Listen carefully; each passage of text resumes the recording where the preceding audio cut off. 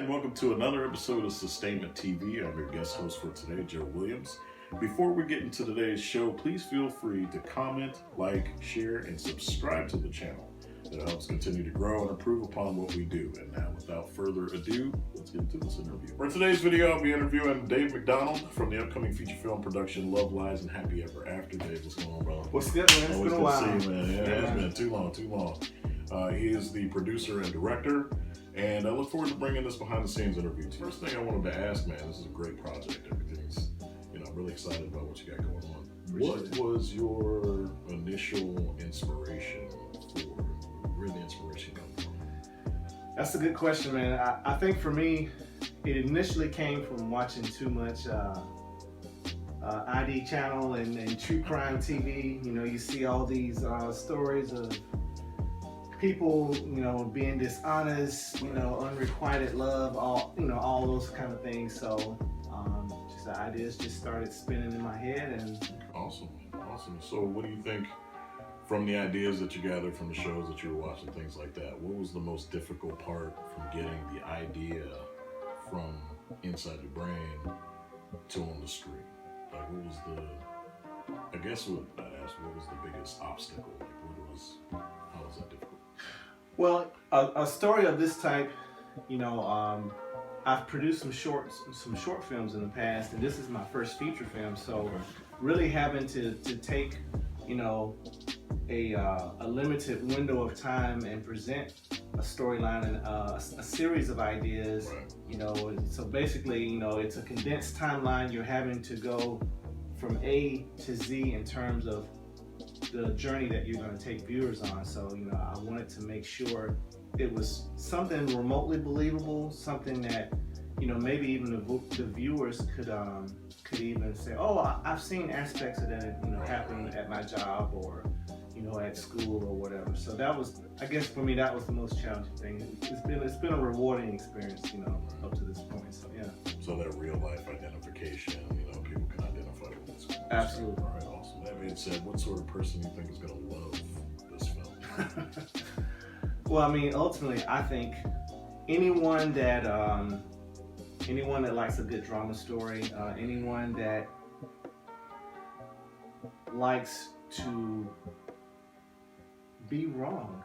And the reason I say that is because I think the viewers are gonna start out in this position in terms of like thinking they have it figured out, and then the end point they're gonna be like, well, I didn't see that coming. So you got some twists and turns in there, man. That's awesome. Yes. Always good for that. Who do you think should not come and see this show?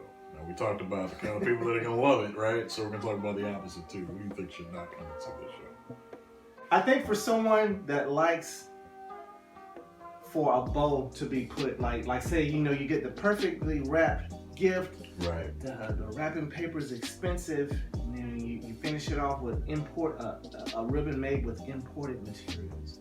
It's not going to be something to where someone that likes for a story to say, hey, this is the start, this is the conclusion. Right. The lines are not blurred. For someone that doesn't like blurred lines, I would say that would be the person that probably wouldn't want to see. Okay. So somebody that has an absolute halo. That's the beginning, middle, and end. Because, as we all know, life is not about absolutes. Absolutely. Okay. I think that, man. So what do you think is going to, with that being said, you're saying that there's a lot of blurred lines and things like that. So what do you think is actually going to be the most surprising part about this? The most surprising part will be the way that certain people are able to be, played with. So what do you mean? Let's expand on that.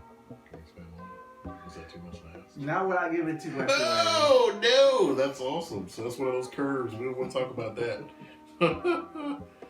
All right, so we talked about blurred lines. We talked about who's going to love the show, who's not going to love the show, things like that. So is there any character in the movie, but is there any character in the movie that actually resembles someone in real life for you?